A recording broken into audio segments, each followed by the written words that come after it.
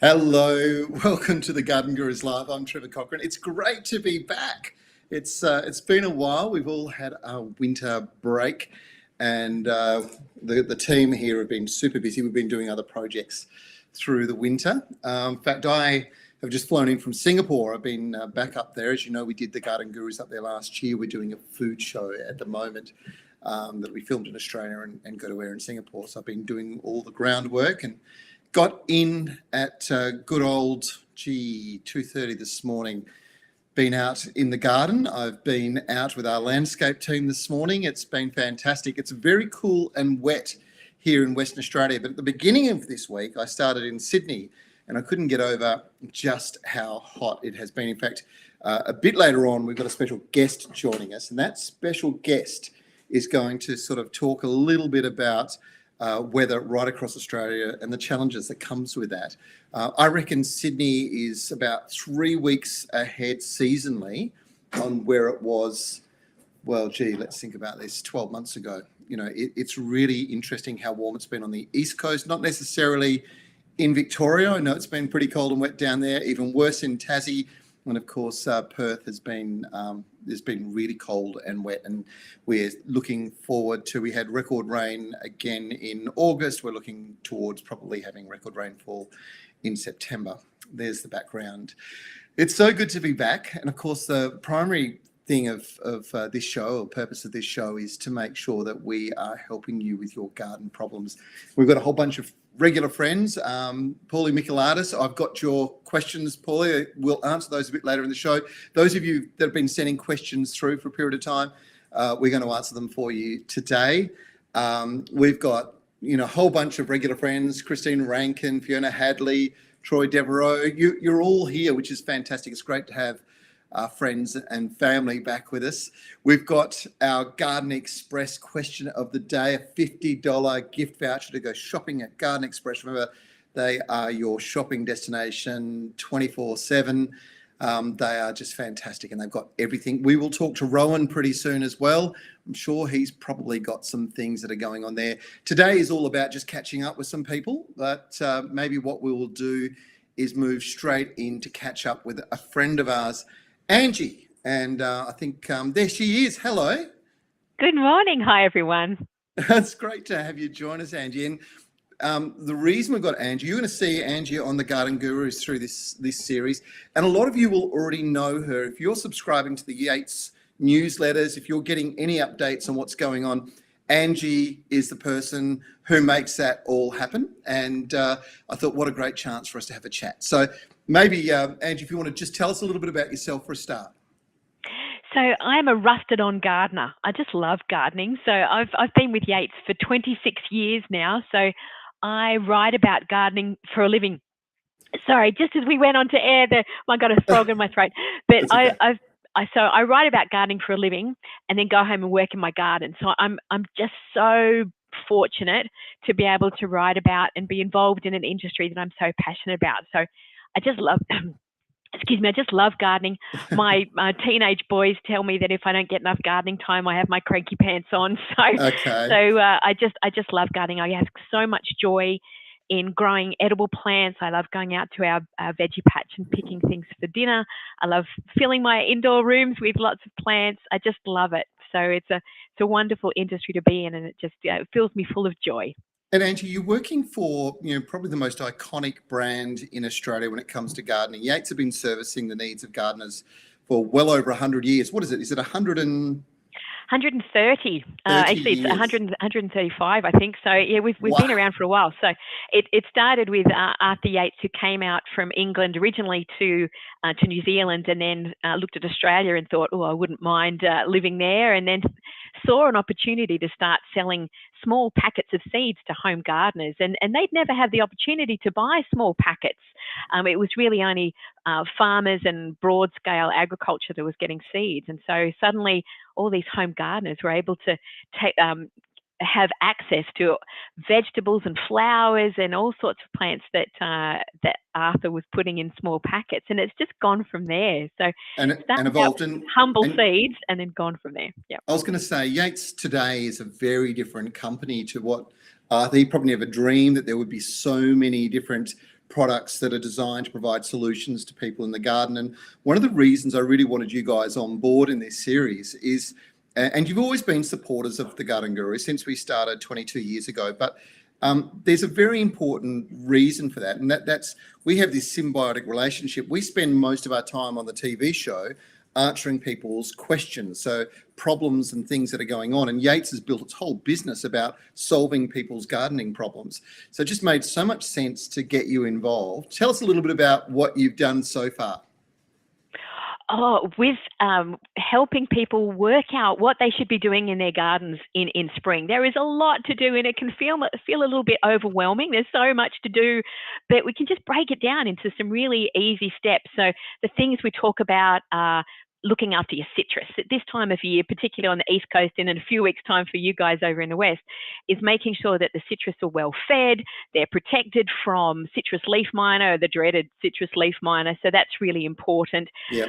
Getting your weeds under control, they're one of the biggest challenges we have in our gardens. I know it is in mine, and everyone has weeds, but getting them under control before they have a chance to flower and set seed.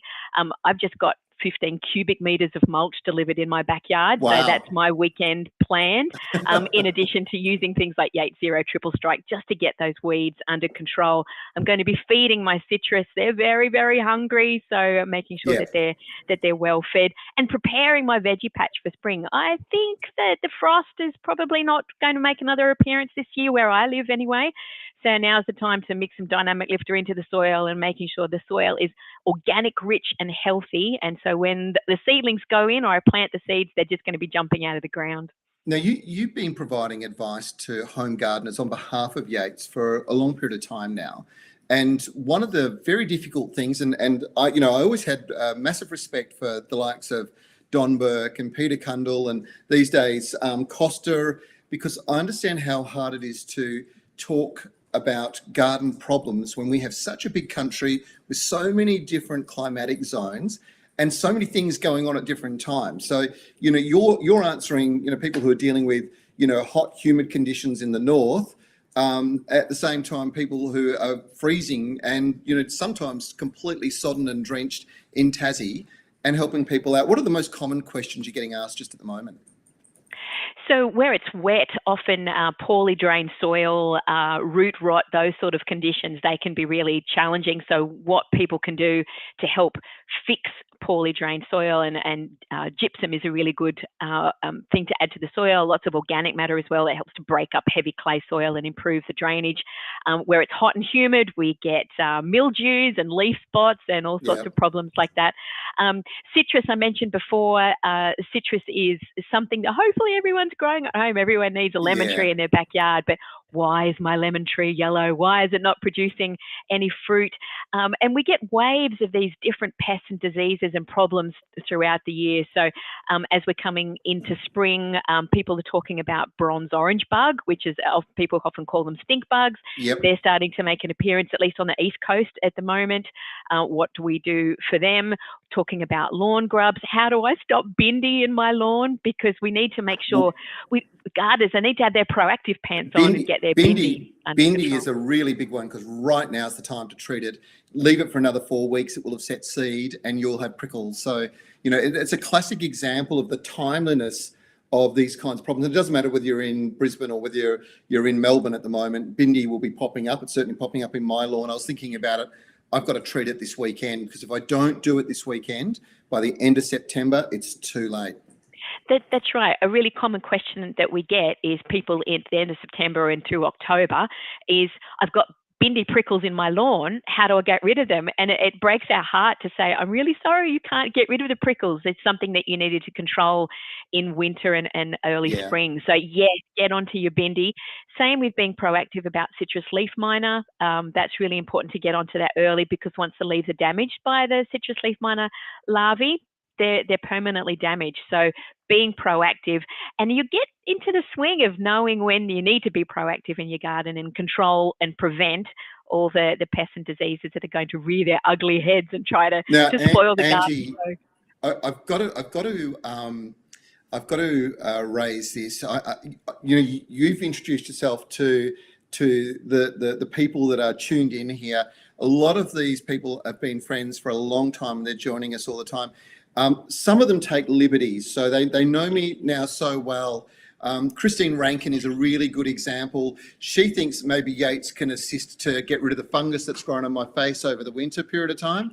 Brutal. Yeah. See how brutal? Christine, how could you say that? Some Angie sort of can't help. hose-on application, I think, would be good. I think, yeah. Yeah, I think that may be that might be a pruning issue. Anyway, we'll discuss those things later.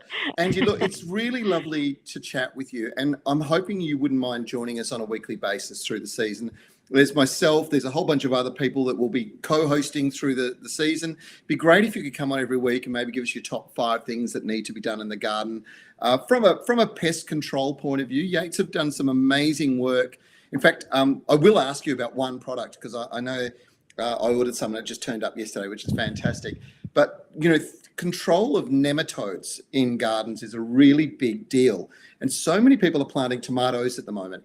And the biggest thing I get around October, November is something's wrong with my tomatoes. They've got no vigor. They're kind of a little yellow. They're a little twisted and they just don't look happy. And they're not producing fruit. And of course, when they pull the plant out, they see these knotted roots. Of course, that's called nematode. That's an insect that gets inside the stem of the root system. Now, traditionally, the treatments for that have been pretty horrendous. They're very, very toxic chemicals. So I've never been able to recommend anything more than trying to burn them out of the soil by using, a sugar-based kind of supplement into the soil. But Yates have just created, or OCP have created a new solution to this that looks like it's pretty soft. Yeah, so it's called OCP Eco NemGuard, and it's when you smell it, you'll understand it's actually based on garlic, and that will help control the nematodes in your veggie patch. So nematodes are challenging because you can't see them; they're microscopic, and it's not till the plants are really suffering and they're stunted. And as you said, when you pull them out and the roots are all knotted and gnarled and lumpy, and you think, oh, what could be going on? Yeah, that's right. So being proactive again and getting on top of the nematodes if you've had nematode problems in the past. So with the Eco NemGuard, that's a really lovely way for home gardeners to control them in a soft manner but effective manner. So the Eco NemGuard coming into stores as we speak. So a really great new introduction for home gardeners.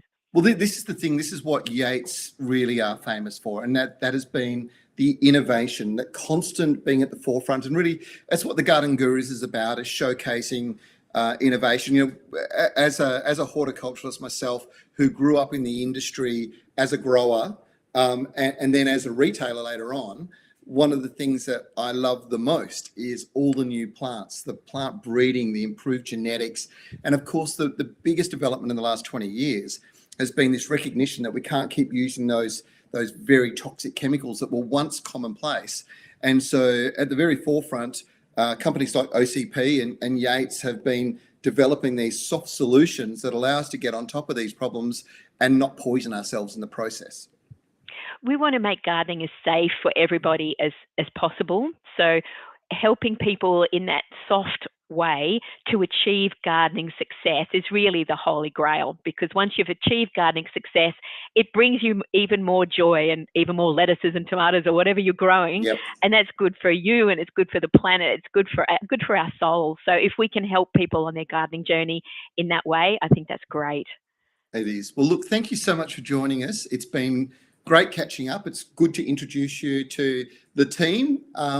As I said, there's a lot of, it's great to have the first show back and have so many familiar faces or names in this case, but people who've been with us for years now that we've been doing this show. And I think you're going to bring a lot of value. So one of the things about this is people are writing in, asking all their questions. They're not all just giving me a hard time, although I do love you, Shirley Wheeler. Shirley said that I think your fungus face looks handsome. So, it's not the same for everybody, is it? Oh. Hey, listen, thanks again for joining us. I look forward to seeing you next week. Thanks, everyone. Thanks, Trevor. Bye-bye. All right. Bye. Isn't she just lovely? And, it just made sense to try and get Angie involved, both with the television series and also, of course, with what we do with the live show. So you'll know that there'll be a lot of things she brings up that are going to help you with your garden in the future. All right, now we are going to answer some of your questions, and then I'd love to go and catch up with my mate Rowan, who you haven't seen for a while, Rowan Peterson from Garden Express. But first, let's move into these questions. Fiona Hadley, it's great to have you back. You moved house recently to Australind. Now, Australind is a town, or basically it's a suburb outside of Geraldton. Beautiful place, magnificent, just a magnificent waterway in around the outside, and some of the best crabbing you'll ever get. But it's also home to some great gardens, and she's got some of our gifted seeds, and forgot what I meant to plant them. Should I pot them into seedling trays or larger pots to sprout? Now, that's the tamarillos. I gave some tamarillos to some friends who came to my place. Fiona's one of them. Now is the perfect time to plant your tamarillo seeds. And to be quite honest, they're the easiest seed ever to grow, because all you do is just spread it over a nice organic composted soil into the top 1 or 2 centimetres. That's all you need to do. And pretty much every single seed will spring up and just take off. It is absolutely fantastic. And yeah, of course, I did mention Australind is it's pretty much a suburb of Bunbury these days. It's right next door. Okay, Paulie Michaelatis. Hello, Paulie. One of our great friends. Now, he sent us some photos, and this is exactly what happens when you get a cold, wet winter, Paulie. This mango tree is not happy at all, and it's a very, very common problem that there'll be a lot of other people out there that will have seen this and gone, I've got that same issue. It's particularly bad if you're coastal and you've got very strong coastal winds going through. This is a disease of mangoes and sometimes of avocados as well, called anthracnose. And it's actually a disease. It's not a fungus as such. So the way you treat this is a little bit different to some of the traditional fungicides that you might use. You use a copper spray. In fact, there's one called Coside, and the active ingredient in that is called cuprix hydroxide. It's a very effective form of copper. And you mix it up and effectively spray it over all of the leaves. Now, it's not going to fix the leaves with the damage, but they're going to drop off. But what it will do is it'll stop the transfer of the bacteria from that disease into the new foliage as it comes out with the warmer weather that we're about to get. So good spray now, and I'd recommend you do another spray in a couple of weeks' time. Coside's a really good, safe copper treatment. And for those people who've put in early season tomatoes, and you might be seeing some little specks on them, that's another problem that's also treated with Coside. So good product to have and use this time of the year. Very helpful with leaf curl on peaches and stuff like that as well. So, Paulie, great to hear from you, mate. And yeah, hopefully that helps the problem. Ian Morehouse is in Rye in Victoria. That's on the peninsula there. I've got a Sir Walter lawn and it's being threatened by oxalis. How can I kill it off? So it depends on which oxalis, but to be quite honest, most of the oxalises are treated very well with weed and feed. Now, the weed and feed, what you've got to do is you've got to find a nice dry day, which is not that easy this time of the year, albeit you might be heading into some warmer weather now to be able to do it. You spray it over in the morning. It can't be a windy day. You don't want the mist drifting away from that and landing on other plants because it will affect them. The oxalis, it literally has to dry on the leaf of the oxalis. So that's why it's important that you have a warmish day, definitely no rain, no irrigation. Try and leave it on there for at least 2 days without any moisture at all. And that will wipe out about 90%. And then in about 3 weeks' time, you'll work out who survived and who didn't. And you come back and you take out the last of it using the same treatment. And it's the hose on. It's the hose on weed and feed. It's a Sir Walter lawn, so you want the one for buffalo grasses. Really important you use that. And that'll take out the oxalis. Now, there is one other thing I'm going to say to you, and that is that when weeds are growing in lawns, they're growing faster than the lawn is, which says that the lawn's not as healthy as possibly it could be, because a thick, strong, healthy lawn will smother out weed seeds. Mowing can help, and if you're doing the mowing and feeding your lawn should be fine. You should not have any sort of problems with oxalis or any other of the broadleaf weeds at all. So my suggestion is spray now, give it a feed in about 2 weeks' time. The weed and feed will give it a bit of a boost. And then, maybe you might need a follow-up spray. And just keep your lawn well fed. Depends on the fertilizer you're using, but every sort of 6 to 8 weeks, if it's a general sort of fertilizer, just keep the fertilizer up to it so it's growing really strongly as we move into the warm weather. And then probably after 3 feeds, you're not going to need to do an awful lot more, maybe just a long-term controlled release fertilizer like the Trevor Ferto Lawn or the Scott's Lawn Builder. Both of them are really good long terms, but in the meantime, I would give it a boost. It needs a little bit of extra love. Sarah Makeham's asked, what's the best way to treat leaf curl on hibiscus? Now, leaf curl on hibiscus sounds very unusual because it shouldn't be occurring. I'd love to see some photos, Sarah, and maybe the thing to do here is to email some photos through so I can have a look, because you guys probably don't know this, but when I started my career as a horticulturalist, I came out of school basically and went and worked in a family nursery for many years. It was owned by the family of my good mate Neville Passmore, and Nev's dad Elby used to specialise in hibiscus breeding, Hawaiian hibiscus too. And I've got a lot of experience with hibiscus. I've spent a lot of years learning how to grow them and learning the different types. I've never seen leaf curl on them. Now, that could be caused by any number of different things. Seems very unusual. So Sarah, send me a photo. Really the best thing to do. Jeannie Napier's asking, hello Jeannie, it's great to have you back too. Is potassium good for tomatoes in pots? Potassium is very good for tomato in pots. So absolutely. By itself, probably not. In a well-balanced fertilizer, yes. So yeah, make sure you're getting one of those fertilizers that's for fruit and flowering plants, and you'll be fine, Jeannie. Hopefully that helps. Joe Collier's in Warwick in Queensland. How do I get callistemon to live in my clay soil? I'm starting a huge native garden from scratch and need a lot of help. Well, you know what, Angie alluded to clay soils, and the best treatment for clay soils is lots of organics, so lots and lots of compost, and this thing called gypsum. Now, gypsum's really interesting. It's a form of calcium, but it's not like lime. So it's not alkaline.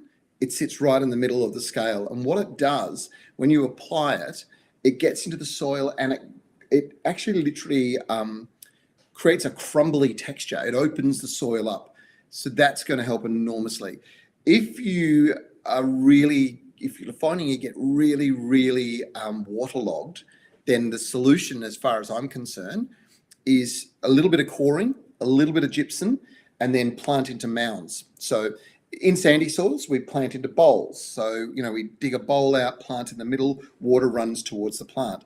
But you don't want that happening in heavy soils. You want to mound up, so the plant goes into the top of the mound, and then the roots go down, they'll hit the clay, they will go through, but they'll never ever get absolutely saturated, so the plant can survive through those really saturated periods of time. Hopefully that made sense. Sometimes I can be very visual, can't I? Okay, so let's keep rolling on. Fiona Hadley, will Garden Express be selling the new giant Jala Avo? Okay, that's a good question. I think that's the one that's been grown by Fleming's Nursery, and it is enormous. It's like that big compared to a normal avocado.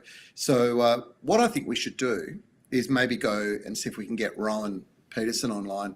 Rowan, oh, there he is. Look. Hey. Hello, Rowan. Hey, how are you? How are you, everyone? Welcome back. Welcome back to you too. I just shaved my gruff off. So. Oh, did you? Was yours a holiday fluff as well, or what? Well, mate, I never get holidays, but no, probably just too busy to have a shave. But well, it was coming on today, so I thought clean face. I'd like to believe that's true, but I have spies that tell me that you were in Thailand over the winter. Yeah, I was for a little while actually. You had a nice break? Yeah, it was really nice. Yeah, it was not long enough, of course, but it was really nice. We, Mandy, my wife, and I got away without the kids, so it was nice just to relax and recharge your batteries a little bit. Well done. Well, you needed that rest because you had a big year last year as far as Garden Express goes, but I wanted to talk to you a little bit more about weather in Melbourne at the moment. It's been a pretty cold, wet winter, hasn't it?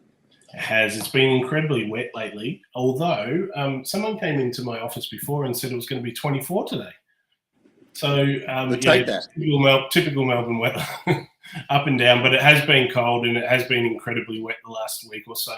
We've had a lot of rain and storms. So yeah. I know that can be a bit off-putting for some people, but the truth of the matter is that getting good rains this time of the year is the best thing, because as temperatures do warm, you've got warm soil and you've got lots of moisture, you've got the right nutrients in the ground, your plants are going to jump. And so it's a good time to be planting, right?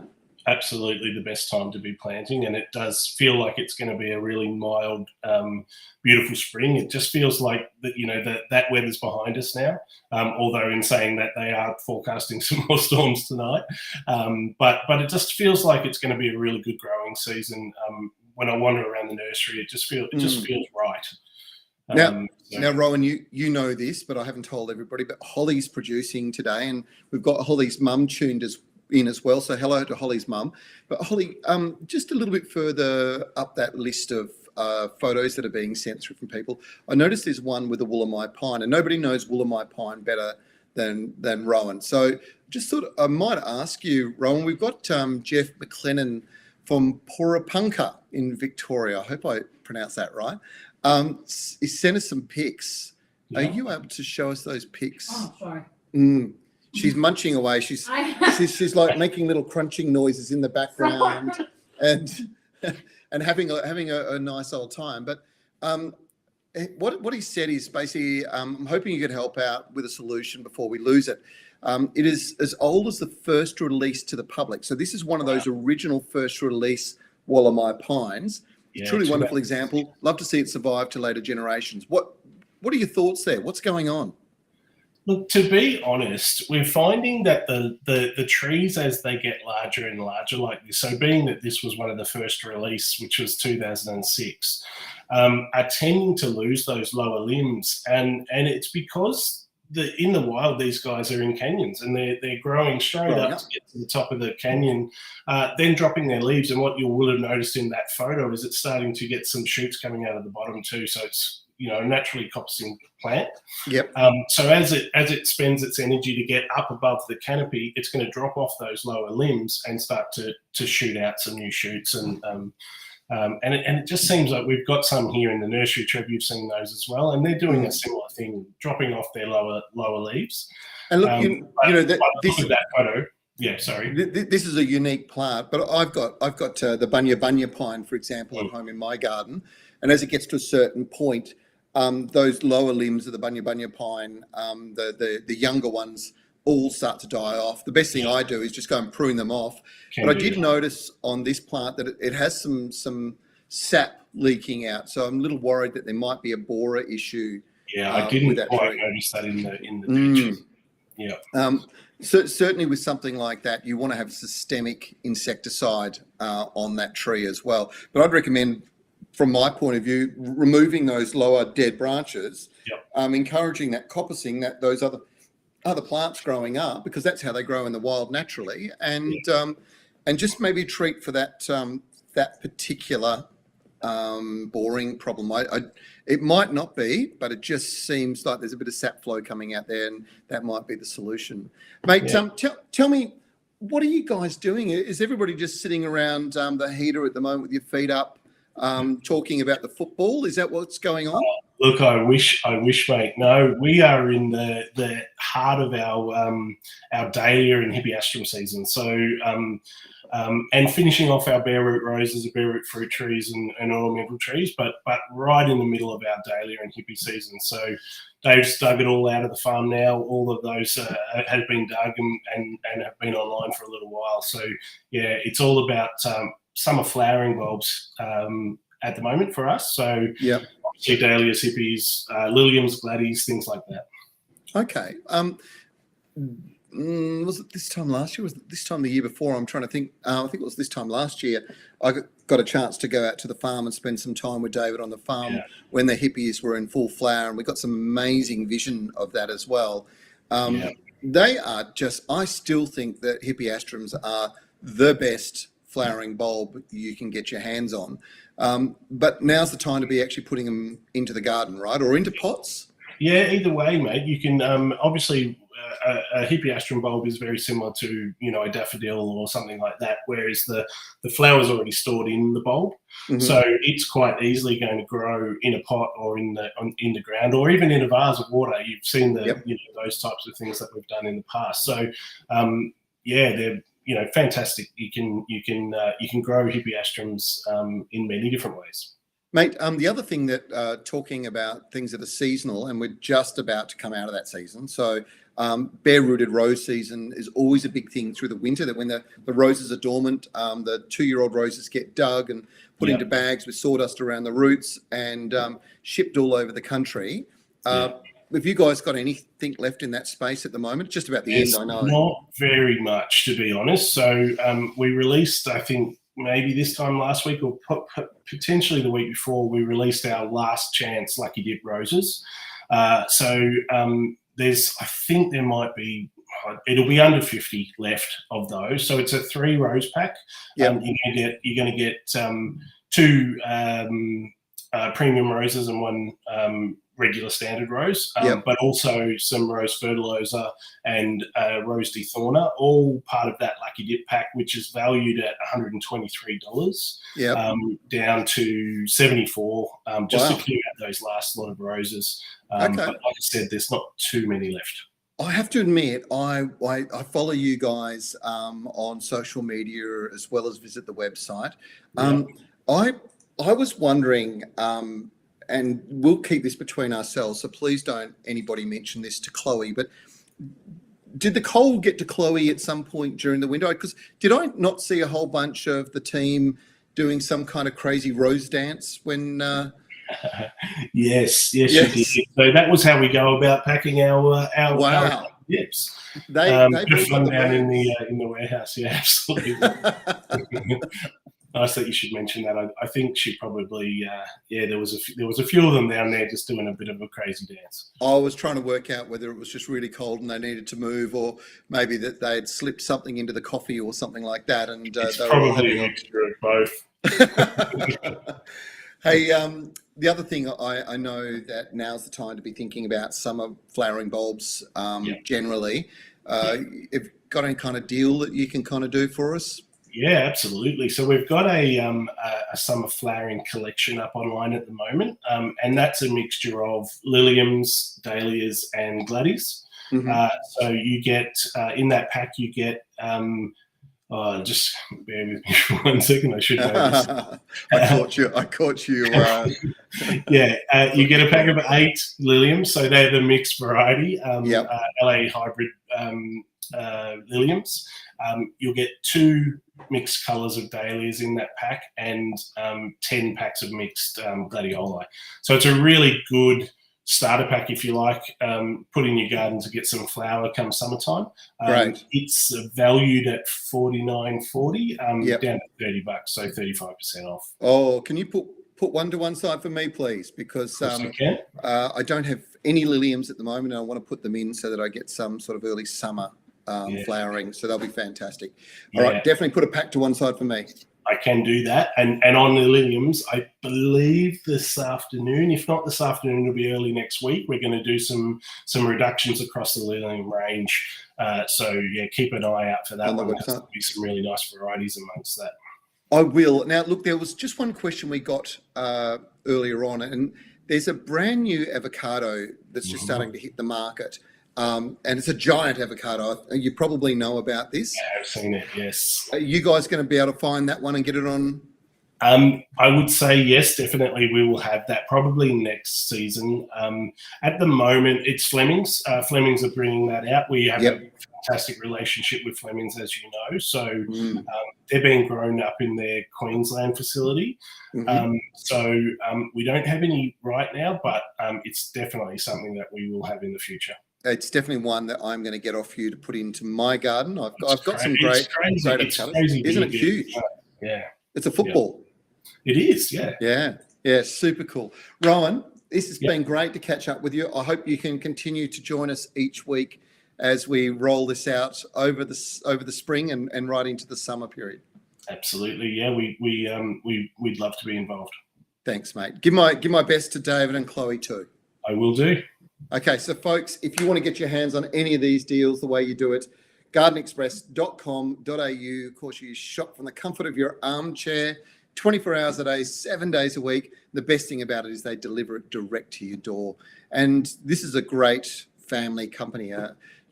Multiple generations now serving the needs of gardeners right across Australia. It's absolutely fantastic. Now, we have got so many questions coming through. Holly's been going, "You're waffling, Trev. Keep rolling." So I'll get into your questions now. And there's some really good ones here. And the first one is Kirsten Darcy. Now, there's a photo here, so I don't know if you're going to be able to get this photo up so we can see it, but this is a common problem. Now, this is a little bit different to what you might have thought it was when you're looking at it. We've got a succulent here, and you can see all these white things all over it. Are you able to get that one up on the screen? It is up on the screen. Oh, it is. There it is. Thank you. I see it now. So those white things, they're not what you might think. A lot of people would think that is mealybug, but that's a woolly aphid, believe it or not. Good thing is they're treated both the same way. So all you need to do is use some pest oil, eco oil, one of those horticultural oils, and you need to spray over the whole plant. What it will do is suck the goodness out of the plant, and because they're full of nutrient and goodness in those leaves, it really causes them to deteriorate quite quickly, and it can kill them. So easy treatment, Kirsten, is white oil, eco oil, pest oil, one of those horticultural oils, mix it up in the can, spray it over the top, and what it should do is cover over the woolly aphids or mealybugs if you were to have mealybug, and it suffocates them. And you might need to do this treatment maybe twice, possibly even 3 times between now and the end of October. And then after that, you won't need to treat them anymore. That'll control it. Jacintha Agar, I hope I got your name right, Jacintha. Now, you've got a really good question. Bravo apples, right? Everybody loves them. Will Bravo apple trees be released for purchase soon? And I think the short answer to that is no, because they've been restricted to orchardists being able to get their hands on them. If you want to know why, having a red apple is so important, and that is the reddest of all the apples, there's something very important, particularly for all of you ladies out there. Please listen to what I'm saying, right? 1 red apple a day doesn't just keep the doctor away. It's actually incredibly good for your health. So the biggest killer of women in Australia is hypertension. Now that's stroke, heart attack, high blood pressure, and it's not all because of your husbands, okay? Sure, it's probably a lot of their fault, but not all their fault. The thing is, if you have a red apple, and this was proven through research from the Royal Perth Hospital Research Foundation, they did a 10-year study, I think it was 10,000 people, 5,000 women had green apples in the morning, 5,000 women had red apples in the morning. 10 years down the line, they've been able to prove that it reduced their risk of hypertension-related illnesses by about 78%. I'm pretty sure that number is spot on, but that is so important to your general health. And it's as simple as eating a red apple. And if you want to know why the apples are red, some apples are green, that red pigment on the apple is caused by excessive sunlight. So Bravo's been bred here in Western Australia, and the high levels of sunlight we get causes a pigmentation on the skin of the apple. And it's that skin where all the goodness sits in, where all of the goodies, all of the plant phytochemicals that are so good for us sit in that skin. So you can't have the red apple and peel the skin off. You have to eat the skin and the apple. Anyway, it's a really good one. Jacintha, I'm sorry, you're just going to have to keep buying fruit. I know they're expensive, but they're well worth doing. It's really good for your health. And Holly asks a very good question. Is it for men too? Well, the study was done with women, so I think the research only comes out for women. But I suspect that it's the same for men, because women cause men huge amounts of hypertension as well. Anyway, Fiona Goodridge, I'm in trouble.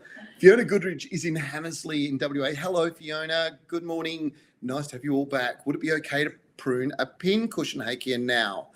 Now, this is a really good question, because basically with all natives, and I'm going to tell you this goes for proteas as well, the South African proteas, is as soon as they've finished flowering, don't be scared to go through and give them a prune. It does them the world of good. It encourages lots and lots of new growth, keeps them more compact, takes out dead wood, but it also produces more flower next season if you do that now. So as soon as it's finished flowering, then absolutely. Now, Aruni Jaya Sakira, I hope I got that right, Aruni.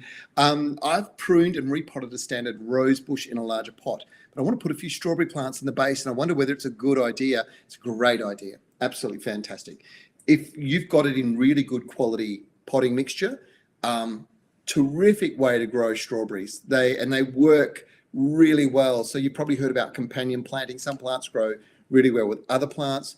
Well, in this particular instance, strawberries and roses go together beautifully. So yes, Aruni, do it. You'll be so grateful when you're picking those fresh strawberries. Margaret Campion is a good friend of ours. It's nice to see you back with us, Margaret. I want to revamp my cottage garden. What are the best plants to put in my rockery that don't need much TLC? Oh, Margaret, where do I start? There's so many plants at the moment that are just so beautiful. New releases that are being released on an ongoing basis through garden centres, and I could try and narrow it down. Heucheras, there's all sorts of things at the moment. Stunning foliage, beautiful flowers, better for Australian garden conditions. A lot of them being bred here. But the best thing to do, and I actually opened the first episode of the Garden Gurus, which goes to air not this weekend, the weekend after. I opened it in my local favourite garden centre because this is the best time of the year to be in a garden centre. There's so many new plants that are in there, so many interesting things, and everything's had the whole winter to sort of grow and come through. So hopefully you can get out to your garden centre and check out what's there. Sorry, I can't be more detailed. Lisa Edwards, hello, beautiful gurus. My question is about my compost. I have a 1 by 1 metre herbal brick wall, I think that's it, brick edges, and at the highest corner of my 10 by 8 garden. I've just been informed that I may have to move it. Would love the space for other things. Homemade is my choice. I think your question is, I can see what you've got here. You know, I can see what you've got. You've got a whole bunch of, you're using different bricks and so on. So you're obviously having to redo your garden. I just keep doing what you're doing. It looks great to me. I can't see anything else that I could suggest that you could do. I mean, there's obviously proper edging. There's a lot of lovely recycled polymer stuff. So, you know, plastics and stuff that they recycle, and it's old drink bottles and things like that, that makes the most durable edging. And the reason why I suggest it is because it can be recycled again. It's a great thing about plastic is once it's been recycled, it can be recycled and recycled and recycled, and it just keeps going. But best of all, in a garden environment, that particular product is good because you can run the line trimmer around the outside of your edges if you want, and it won't damage the edging in any way, whereas some other materials do damage. But you know what? Garden looks good. It's pretty early in the season and things are on the move. You can see it. Everything looks pretty healthy. Yeah, if you want to move, take the soil with you, redo your edges, use the same edging material. You should be fine. Hopefully that helps, Lisa. Great to have you with us too. Thank you. All right, so let's just keep rolling along. What is my next question? Jody Marie. Hello, Jody. I'm in need of help. I have 2 Siberian Huskies that love to get into my pot plants and eat the dirt and dig. What can I do to stop them from doing that? Well, I'm going to give you a suggestion. It's a little bit out there, but it works with dogs. So dogs typically are sweet tooths. They like proteins. They like sweet things. They're pretty good in that space. What they don't like is sour things. So I would suggest that you get lemon, juice it, and just juice over the top of the soil. Now, Holly suggested that you put their poo into the soil as well, and that will often put them off doing it. But I've seen dogs eat half a bag of dynamic lifter as well. So I'm not sure whether it'll work or whether it won't work, but there's a couple of suggestions for you. I know citrus are a natural repellent for cats and for dogs, so it'll keep them generally out of your pot plants. Jacintha. Oh, so Jacintha's come back and said, well, what's a good red apple for Perth conditions, and probably the best of the lot. I'm going to tell you, it's Pink Lady. I love Pink Lady as an apple. It's fantastic. Gala is another great one. Royal Gala, if you can get your hands on it, even better. Yeah, they're probably the two that I would recommend. You can get Pinkerbell, which is the dwarf version of the Pink Lady. Kind of a bigger fruit, and it fruits off first-year wood. So you don't have to prune it. You just let that tree grow. And they're probably the three suggestions that I would give you. I think Pinkerbell's really good in pots, great in the ground if you want to do that. But the others are just beautiful apple trees and highly productive, particularly if you're in the Perth environment, which is not dissimilar to, say, Sydney and surrounds. Okay, Anne-Marie Montgomery, hello. You're in Forster in New South Wales. You've sent us some photos. Any help identifying this wayward plant, please? Okay, well, looking at that wayward plant, I'm going to tell you, I'm not sure, to be quite honest. I can kind of see some fruit there, so I'm trying to work out what that is. It is a bit different, but it looks to me, no, it's definitely not a custard apple. It looks to me a bit like, no, it looks to me a little bit like one of the Himalayan magnolias, so Michaelias. They're really, yeah, the fruit kind of looks a little bit more like that, but I can't quite see the leaves properly. But look, that's really good. If you could send me another couple of photos, one just a little bit wider. It looks to me like you're shooting over the fence too. I can see kind of the edge of the fence. Is it a neighbour's tree? I don't think it's not a ficus, so it's not going to cause any problems to your fence line or, your ground or grow into something so giant. What would be really lovely is to see the flowers, because from what I'm seeing here, it probably should have these yellowish, creamish flowers that are a little bit nondescript but beautifully perfumed. And I think that that's what it is. But I'd love to see another couple of photos. If I could see the shape of the plant, I'd pretty much be sure that it is. Karen Liddell, hello. Looking for some help, hints to make my bulbs bloom. Got lots of leaves, but only a few flowers. I have fertilised. You've fertilised, you've done all you can do. If they're not producing blooms, it may be that you didn't get cold enough during the winter. So it depends where you are, Karen. So it's really important, folks, when you're sending in your questions, let us know where you're from. Because if you're in Perth and let's say you're growing tulips, some daffodils, etc., if they're high chill, Perth doesn't get cold enough for you to be able to get them to reflower after you've planted them. So first year they'll flower, second year they'll produce foliage, but it's not cold enough to stimulate that bud set.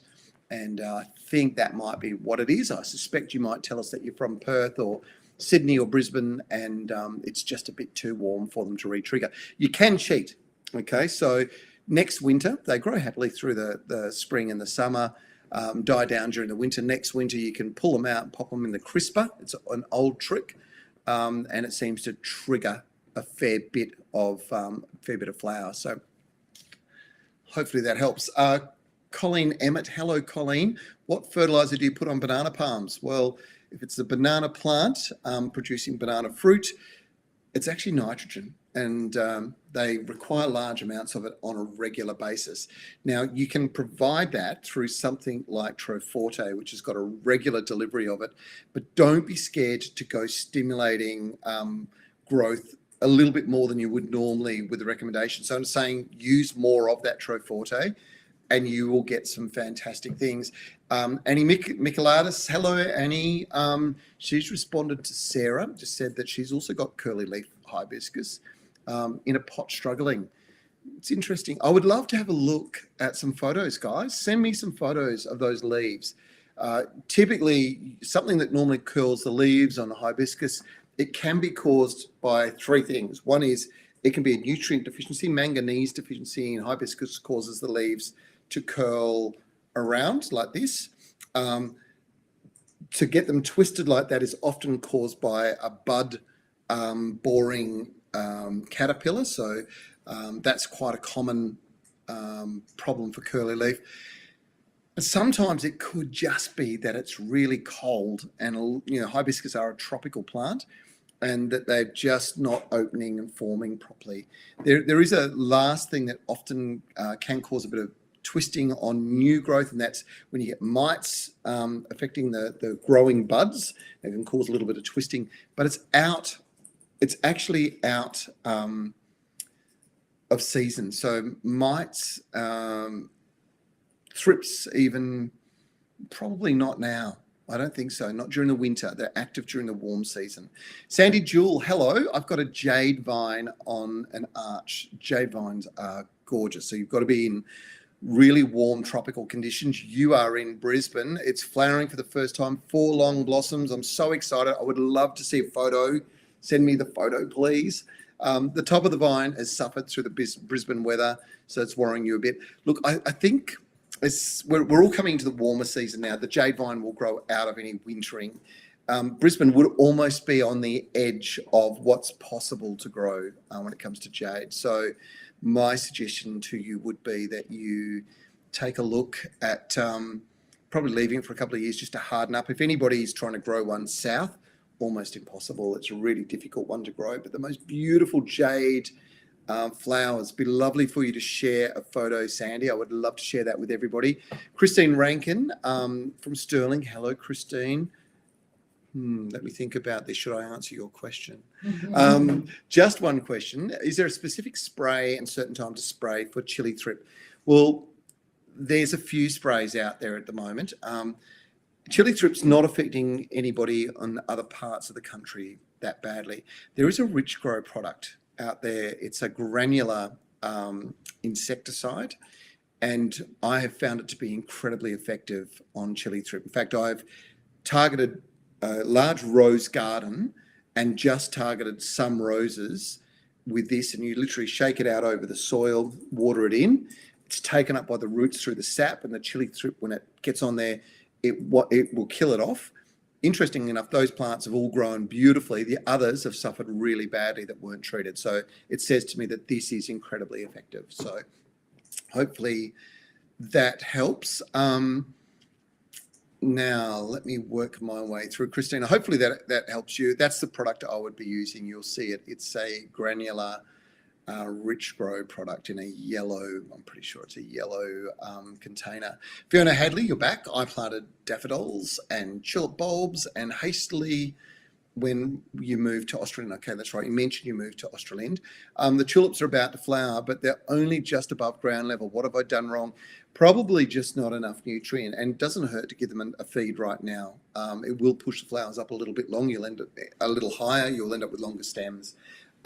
Typically, they're growing out of the bulb, so they're using all the energy in the bulb. The bulb will be trying to take up some nutrient at the same time, and if you've got good nutrient uptake, it'll push the flowers higher. It's a pretty simple kind of way to look at it. Gail Grayso? Hopefully I got that right, Gail. Apologies. I've moved into a new place and the hibiscus leaves are turning yellow and falling off. Well, Gail, that is a very typical thing that occurs in cold conditions. Hibiscus will do that. They are a tropical plant. The trick with hibiscus really is nutrients. So they're what we call a gross feeder. That means that during the right growing conditions, they'll just keep taking nutrient up, and they tend to come into the cooler season as the days get shorter and produce lots and lots of flowers. That's when they're really, really good. I would suggest that you just have to get through the worst of things as far as weather goes, and then start feeding them. And don't be scared to feed on a regular basis, and use a liquid fertilizer over the foliage as well as a granular fertilizer around the base. Your hibiscus will love you. It is 11 a.m. We've still got heaps of questions, and I reckon that we should just keep going. Holly, what do you think? Yeah, I agree. Holly thinks that's a good idea. So let's keep answering your questions. Sam Gaylor, you're in Glen Forest. That's over here in Western Australia. Any advice for planting in areas that are full of shade in winter and full of sun during summer? Glen Forest, and it's a heavy clay soil. I know your soil all too well, Sam. Obviously, I'm in the Perth Hills as well, and I'm gardening in similar conditions. And look, the typical thing is to make sure that you are improving your soil massively with composted organic matter. The more you put into that, the better the quality of the soil will be. We mentioned earlier on, When it comes to trying to improve heavy soils, applying gypsum right now at about 500 grams per square metre, which is a lot, and then trying to dig it in. If you get the garden fork and you punch some holes in and wash it in, it'll just make it all crumbly as it sort of seeps in, and it'll improve the quality of the soil, and then you'll end up with these great growing conditions, and your plants should improve. There's a lot of plants that do quite well during the winter in shade, but most of all, and full sun in the summer, most of all, it's the deciduous ones. So think about those that go dormant during the winter, those that come good in the summer and produce flowers. And I could suggest things like crepe myrtle, or if it's a smaller garden bed, even things like hydrangeas, they would do really well. You just have to make sure they keep moisture to them during the summer months. As long as you've got irrigation, you'll be fine. Thank you to everybody who sent photos. It's always easier to diagnose your gardening issues when there's a picture to work off. But they do need to be sent before the show, okay? And then Holly will sort things out behind the scenes, and then she'll pop them up and I'll be able to answer them for you. So if you're sending some photos right now, which people are doing, don't worry. We will address them next week on the show. So you'll see your photos and your questions answered then. Wendy Haywood sent us a photo. Lawn has suffered this winter. Usually Sir Walter is at its best during winter time in your garden. Soil seems waterlogged and clay-like. Not sure if there's a product. There's a common theme to the things we're talking about, isn't there? It's at the moment that a lot of soils are saturated. And, classic is Sir Walter does not like that. It's not a good thing. So I would suggest that you punch a whole bunch of holes into that soil. I can see it looks compacted to me, and get the fertilizer on. And, a little bit of gypsum, I mentioned it before, but it does improve soil structure, nutrient uptake. It's not pH sensitive. So if you're in heavier soils, doesn't matter. If you're in lighter soils, that's fine. And Holly's saying this is exactly what hers looks like too. So now she knows what to do. Aruni, let's just keep rolling with all of our questions. Oh, sorry. Back to Margaret. Yes. No, Margaret, I've answered that one. Bronwyn, though. Hello, Bronwyn. Bronwyn Mora, you've got a bolygum that birds have planted. I'm not sure what a bolygum is. It's just over a metre tall. The question you're asking, is it possible to transplant? At over a metre tall, it's still possible to transplant. You've just got to get as much of the root system up as you can. And one of the tricks when you're transplanting is to wrap that root ball with the soil that you're taking out in hessian or something to hold it together so you don't lose it. All right. The more you keep that soil together, the healthier the roots, the better the results. Hopefully that helps you, Bronwyn. Melissa Evans, hello. My cat recently passed. Oh dear. And he had his own plant, and I want to be able to save it. Oh dear. Can I give you some ideas on how to save it? I think you need to send us a picture. It's an indoor spider plant, the chlorophytum. So, yes. Okay. Here's what I would suggest. So you send us a photo, we'll have a look. I suspect what you've got to do is just hold on for about another 3 weeks and then repot it into new soil. Spider plants are almost indestructible. And yeah, it should come good. And hopefully that keeps some nice memories of your cat. Isn't it interesting how plants mean so much to us? So, if you're in Europe, one of the things that people do when they go to somebody's house, they don't take a bottle of wine, they'll take a plant. And that plant always reminds you. So I've got a good friend. She used to work for us for a long period of time, Paige. And when she went off to work somewhere else, I missed her a lot, and she gave me this bauhinia, and I call the bauhinia Paige, and it is now in a massive flower, and every time I go to work, I look out my window and I say, "Morning, Paige," and every once in a while I'll take a photo and send it to real Paige. But it's a really nice memory, and it's lovely to give things to people that will continue to grow and, remind you of them and the kindness that they shared with you. Give plants, it's a good gift. Jackie Irvin, hello. Could an insect spray for ants kill a lemon tree if sprayed around the pot? No, it won't. So insecticides do not kill plants. Herbicides kill plants. So it could be that if you've got lots and lots of ants and the lemon's in a pot, the ants are in the pot because it's dry on the inside. And what I would recommend you do, Jackie, is that you get yourself some wetting agent, mix it up in a watering can, so one of those liquid ones, then just drench the pot, like literally just drench it with a wetting agent mixture, and you should see bubbling occur. Then get the hose and do it again. And what you'll probably find is all the ants will get up and leave the pot.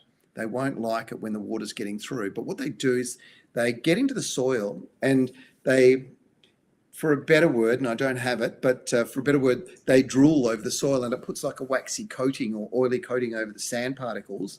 And they basically create these dry pockets and then they build their nests inside them. Pretty clever ants. But yeah, it's a bit of a problem. Thing with Holly is she's incredibly creative, and she's already seeing these beautiful little tiny ants packing their little tiny suitcases up and leaving the pot, probably moving to another pot in a better street. I don't know. Margaret Campion, hello. Trevor, my peony roses are about to flower. When should I feed them? I live in Belgrave. So fantastic. Peonies grow so much better in Victoria and cooler conditions. Tried so hard in my environment. I'm going to give them one more shot this year. See if I can get them down by my creek area where it's moist all the time. They don't like drying out during the summer. Margaret, you are so lucky. When it comes to flowers, plants that are flowering so prolifically, and peonies do that, feeding just as they're coming into flower is a great idea. And using a fruit and flower promoting fertilizer is always a good way to go. You don't want something that's going to go really hard and fast though. So you want a controlled release fertilizer. So again, whether it's an Osmocote or a Troforte, it's one of those that ideally, will just release nutrients and sustain the plant as it's expending this huge amount of energy producing those beautiful flowers, which should be followed by seed pods. So hopefully that explains that, Margaret. Jacinta, you're back again. Would love to hear what's your favourite fig variety. Hear good things about Coronata. It's a really interesting thing. I'm a bit of a traditionalist. I've kind of got two fig varieties. I've got a Black Adam at home. Nev's just been around my place taking cuttings of all my figs. The Black Adam, I think, is probably still my favourite fruit. And I have that variegated fig, and I don't know if you've come across it, called Panache. It's got variegated foliage, and the fruit itself is a light lime green with a yellow variegation through the fruit. And when you open it up, it's like a raspberry inside. It's just beautiful. But it's also, when it's completely ripe, it's delicious like a raspberry. It's got quite a raspberry kind of flavour to it. I don't know how to best describe what I'm talking about here, but yeah, so these are the two, Black Adam and Panache, I think is the answer. Jacinta. Pamela Adams, hello, you're in Goulburn in New South Wales. Can I recommend a clematis? I couldn't recommend a particular clematis because there's so many beautiful varieties, and there's some great clematis nurseries on the East Coast. And of course, you can also get clematis through Garden Express in season, which I think is about now. So there's some great clematis out there and so much work done on breeding them at the moment. It really gets down to what you love. There's nothing that's going to do any better than any other variety. So you just find the one you love and plant it out. They are great plants. Kerry Edie, hello, you're from Newcastle. Now let's have a look here. I've got rust on my geraniums, which I love. It seems to spread. Is there something I can do to save them? The first thing I would do is cut them back, and I would take that foliage, put it into a bag, seal the bag and put it in your bin. Do not put it in your compost bin or burn it. All right, that's the first thing. I would then treat them with a rust treatment fungicide, and you may need to spray them at least twice. Okay, so first treatment, even though there won't be very much foliage on them, will affect that immediate sort of existing rust. And then what will happen is rust produces spores. Those spores will re-germinate, and you need to go and actually re-spray it again. So that will help enormously. Rust is a terrible fungal problem, so I'm glad to help out there. Pommy Lulita, hello Pommy. You join us every year. I would like to know if you've used ChatGPT to answer gardening questions. Do you find it accurate? I've used it for baking, and it's not always accurate. Well, the thing about AI is it's learning all the time, which is what makes it a little scary for some of us. There's a lot to take into account, and I'll be honest with you, I don't think there's any website, any app, and certainly not ChatGPT that will answer your garden questions accurately or correctly for your particular location, because each of us live in a microclimate. You know, we're in different climatic zones. On the north side of Perth, to the south side of Perth, to the east side, all the conditions are completely different. And then get on the coast and you're dealing with something whole sort of different experience again. And that can be winds, that can be heat, that can be moisture level, soil moisture drying out. Everything is different. And so that's when the generality of these kinds of things doesn't really work. You do need to go and talk to ideally go and get into your local garden centre if you want to get really good local advice, because they'll tell you what's going on in the area at that moment in time. I could give you so many examples, but I won't. I think what we will do is we'll let you take that advice and see how it goes, because I've got 3 more questions to go. I've got Fiona Hadley's back. I reckon this is your 4th question, Fiona. You're very lucky. Does Treforte have a native plant fertiliser? And is there a chance to win some of this season on the lives? And the answer is probably yes. I think we can organise that. I'll have a chat to them and see what they think. The answer, firstly, is yes, they have a native plant fertiliser, and now's the time to be feeding your native plants. That's the first thing. And the question about the win some, I'll see if I can organise some and see whether we can get you to be one of our winners. Hopefully that will make you happy, Fiona. But look, I would get into your local garden centre and get it. You need it right now. This is the time. This is when things are just starting to happen. If you get your nutrients into the soil as the plants are starting to warm up and grow fast, they'll just take it up and they'll look fantastic. Okay, Karen Liddell, I love this live post. Oh, that's great. I just wish I could sit back and watch so much wonderful information. Thank you very much, Karen. That's very kind of you. I'm looking forward to the TV show returning. You're in southeast Queensland. Now, the good news is if you've got a smart TV, you can always watch the live on your YouTube channel. So you can, on our YouTube channel on YouTube, or you can watch it back because it'll be posted back onto our Facebook site at your ease as well. So there's a couple of options there. It's a bit different. Jeannie Napier, Jeannie, you have the last question for the day. Thanks to all participants. It's a very interesting session. Thanks, Blackbeard, for your expertise. Wow, Jeannie, getting cheeky, aren't we, hey? Maybe that wasn't a question. Maybe that was just a little dig. Anyway, it's all good. It's all good. And thanks, Pirate Trev. Yeah, Fiona Hadley. All right, let's see what happens. Maybe it's got to go. Maybe we should have a vote. I don't. I like it. All of you that like it, I've got Holly says that she likes it.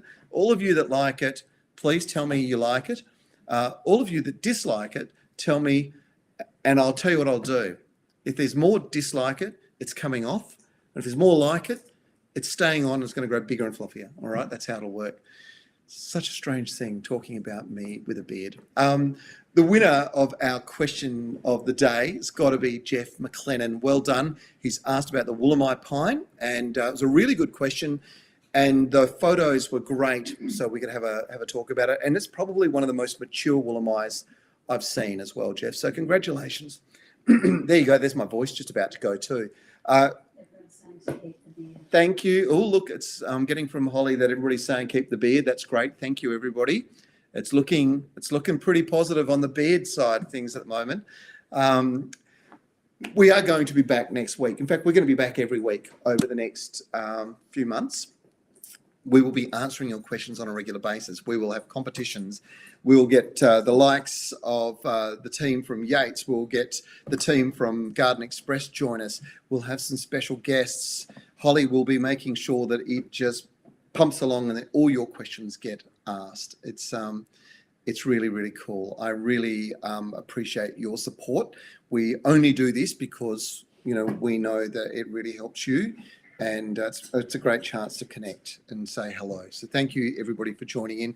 We'll be back next week. In the meantime, don't hesitate to send your questions. Please send photos, particularly if you're asking about something very specific. Keep your eye out for us on Facebook, on YouTube. Do me a favour, share this with your friends. It really means a lot to us. It helps grow our audience. We're at 98,000 friends on Facebook with the Garden Gurus. I would love to cross the 100,000 mark. But that can only happen with your support. So please do that. If you want to know anything more, check out our website as well. It's a great resource, fantastic. Or you want to watch previous stories or even any of these particular lives, you can go to our YouTube channel. And we are not back tomorrow. We are back on the 14th of September with the Garden Gurus at 4:30 p.m. on Channel 9, nationally across Australia. Really excited about it. Make sure you keep your eye out for it. The first episode, I was having a look at it this morning. It's an absolute cracker of an episode to start off with. I think you'll love it. I'm Trevor Cochran. Thank you very much, Holly Denton, for your producing everything today and pulling it all together for me after I literally turned up 5 minutes before the broadcast. And we'll look forward to seeing you next week for another great episode of the Garden Gurus Live. I'm Trevor Cochran. Happy gardening, everybody.